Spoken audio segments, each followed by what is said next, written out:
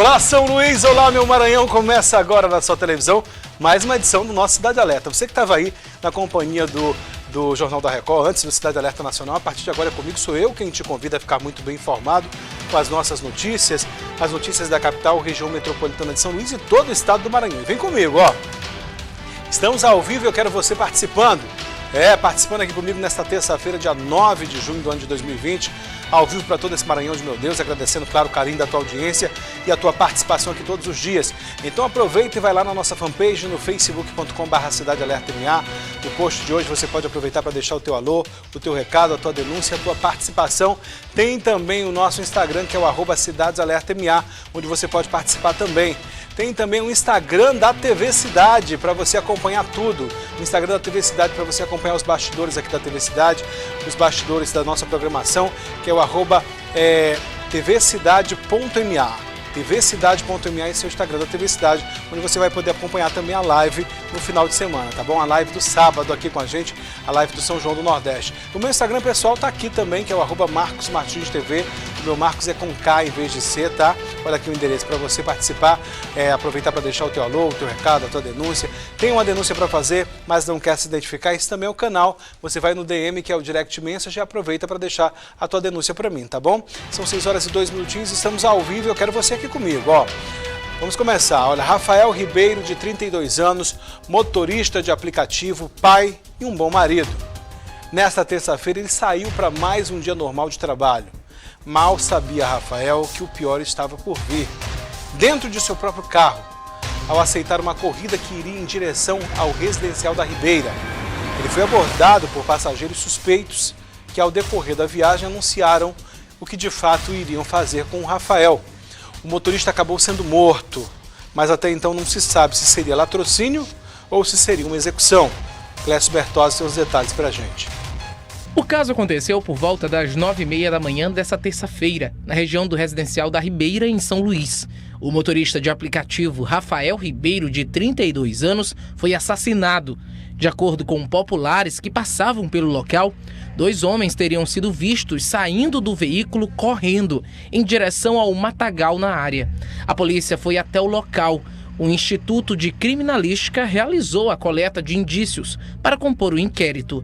Rafael Ribeiro era motorista de aplicativo há pouco menos de 3 anos e, segundo a família, estava trabalhando quando acabou sendo morto. Cara, ele é uma pessoa maravilhosa, entendeu? Não tenho o que falar dele não, até porque um caboclo trabalhador, entendeu? Estava trabalhando. Infelizmente vieram umas pessoas... Pessoas não, que umas pessoas que fazem isso não são pessoas, são não sei nem o que, para falar a verdade. Tiraram a vida dele sem ter nem para quê, porque os pertences dele, cordão, tudo ficou com ele, entendeu? Não tiraram nada, não levaram nada, quer dizer. Só levaram mesmo a vida dele, que era essencial, porque os bens materiais a gente conquista, entendeu? Mas a vida ninguém traz de volta, entendeu? Ele trabalhava, tinha um emprego fixo, mas ele estava desempregado no momento e a Uber era um quebra-galho. Até agora, a polícia não tem a identificação dos suspeitos. De acordo com o laudo preliminar, nada foi levado do motorista. Inclusive, aparelho celular e o cordão de ouro que usava permaneceram na cena do crime. Rafael Ribeiro trabalhava anteriormente como operador de empilhadeira. Ele deixa a esposa e uma filha de 5 anos.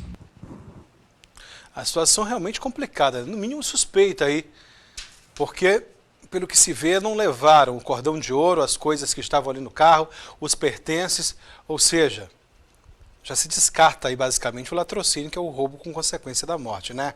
A gente conversa aqui no estúdio ao vivo com o Clécio Bertozzi, que já está aqui comigo. Clécio, eu queria saber se já tem um norte em relação a essas investigações. Você que está à frente aí desse caso, acompanhando desde que nós soubemos aí dessa situação, conta pra gente, tem algum desenrolar já? Boa noite, Marcos. Boa noite a você que acompanha o Cidade Alerta. Bom, esse caso aconteceu logo no início da manhã de hoje, né? Por volta aí de 9h30, entre 9h30 a 10 horas da manhã. E o motorista de aplicativo, o Rafael Ribeiro, foi aí durante uma viagem, acabou sendo interceptado por esses 2 suspeitos que solicitaram uma viagem, assim como outros passageiros, e iriam em direção ao residencial da Ribeira. E foi justamente ali naquele local onde ele acabou sendo morto, né, sendo assassinado. Olha só, nós temos imagens agora, durante a matéria, nós acompanhamos, né, a polícia chegou ali por volta de 1 da tarde, 12h30. E Marcos, em relação à investigação da polícia, eles ainda estão verificando em que critério acaba se encaixando esse tipo de situação, já que não foi levado nenhum tipo de objeto, nenhum tipo de pertence do motorista, do caso da vítima, Rafael. Nenhum objeto dele, inclusive esse cordão aqui de ouro que aparece na foto, olha só, dá para olhar, volta a foto do Rafael. O cordão de ouro que ele utilizava nessa foto é justamente o cordão, esse aqui, ó.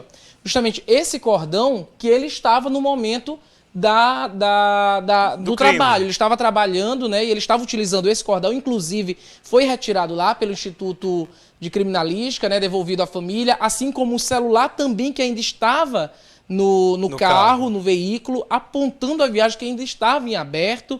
Né? Então todos esses pertences, celulares, o cordão de ouro continuaram na cena do crime.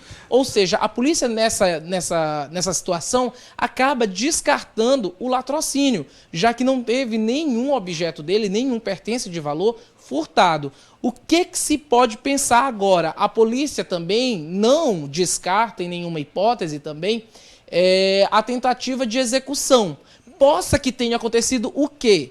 Eles teriam anunciado ali o assalto, né? Tentado então levar o carro dele, e ele reagiu. A própria família, ela conversou, eu estava lá, eu conversei com os familiares, com alguns amigos, e eles acreditam que ele tenha reagido aos assaltantes. E aí, nesse vendaval, tanto é que o carro é visto em um despenhadeiro, né? Caindo em uma espécie de matagal ali da área. Ou seja, houve ali uma luta corporal entre eles e justamente foi quando o carro acabou descendo ali a ladeira. E acredita o quê? Que não tiveram tempo, no caso de levar os pertences, arrancar o cordão, levar o celular, essas coisas todas? Isso, até porque aconteceu uma situação ali, acredito que eles iriam iriam assaltar o Rafael, e foi justamente aí que um deles acabou atirando contra o motorista de aplicativo, e ele acabou morrendo.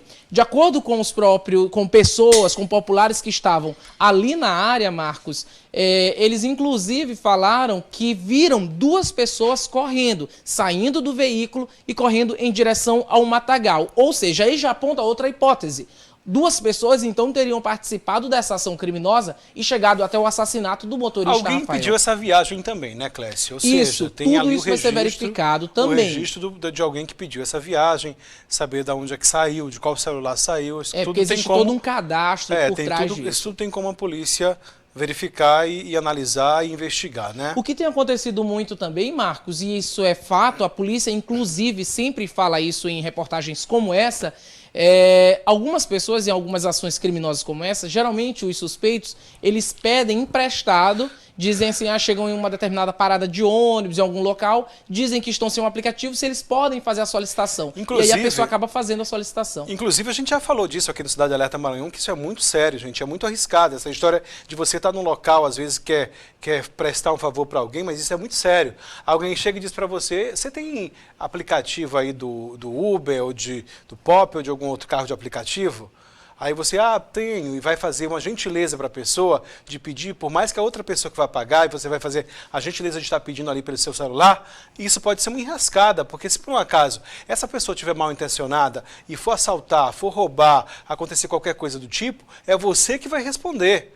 Ou pelo menos vai ter que se justificar até provar que você não tem nada a ver com aquela situação, porque na hora vai estar lá o seu registro, ou seja, o registro do seu celular, que você pediu a corrida, e aí até provar que focinho de porco na tomada, aí o negócio é complicado, né? É verdade, Marcos. É uma situação realmente complicada, a gente sabe que muita coisa tem acontecido, principalmente nesse momento agora de pandemia, a gente sabe que os trabalhadores aí de carros de aplicativo precisam ganhar o pão de cada dia, e diminuiu bastante, né?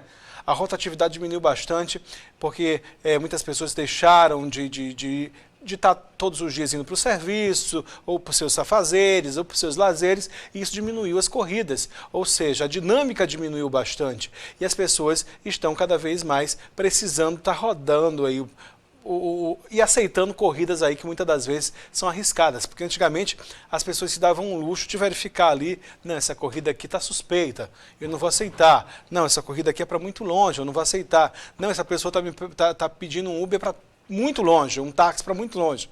Então calma, pode ter alguma coisa de errado ali. As pessoas se davam um luxo, beleza, que muitas das vezes poderia até não ser, mas as pessoas se davam um luxo ali de recusar porque tinha uma dinâmica maior. Tinha mais trabalho, tinha mais corridas a todo momento. E agora não. Com a pandemia, tudo diminuiu, o movimento diminuiu e até as corridas diminuíram. As pessoas precisam, na verdade, levar o pão de cada dia para dentro de casa. E aí acabam aceitando as corridas mais difíceis, mais delicadas e mais perigosas. Sobre esse caso aqui, a gente ainda não tem muito o que falar, porque a polícia está investigando. Mas a gente vai continuar acompanhando, não é isso, Clécio? É isso mesmo, Marcos. As investigações elas continuam, a SHPP, a Superintendência de Proteção à Pessoa, continua à frente das investigações para saber quem de fato teria realizado essa ação criminosa. Mas, Marcos, vamos falar de dados, e dados são sempre importantes. A respeito de... Eu estive conversando também com a Associação de Motoristas, eles estão se organizando ainda não estão, mas já há uma organização. E eu conversando com o organizador desse grupo, ele revelou que há um estudo, uma média de 25 assaltos por semana a motoristas de aplicativo. Ou seja, isso se equiparando, por exemplo, aos assaltos a coletivos aqui em São Luís, é bem maior do que o número de assaltos a coletivos. 25 assaltos por semana a motoristas é um número bastante alto. Muita coisa. Isso por semana. Em relação ao número de pessoas, de motoristas que já morreram durante o trabalho, o total são de 4. Vale lembrar um caso que aconteceu no ano passado no bairro da Liberdade, aqui região central de São Luís, onde o Edmilson Pimenta, ele acabou, durante o trabalho, ele acabou também sendo assassinado. Na época, uma pessoa acabou sendo presa também, Marcos. Lembro dessa história. Inclusive, nós noticiamos aqui no Cidade Alerta Maranhão. E a gente vê também que o que acontece muito é que eles pedem esses carros, na maioria das vezes, para usar esse carro para cometer outros assaltos. Sim. Inclusive, nós mostramos aqui que, graças a uma barreira policial que aconteceu, não tem muito tempo, deve ter no máximo aí uns 30 dias, um motorista de aplicativo foi salvo. O carro foi parado numa barreira e ele estava no porta-malas. Ou seja, já tinham tomado esse carro de assalto e, por graça de Deus, foi parado ali naquela barreira e acabou que a polícia desconfiou que tinha alguma coisa errada e, na hora, ele estava preso no porta-malas do carro. A gente vai continuar acompanhando esse caso, Clécio, qualquer novidade a gente vai trazer para vocês.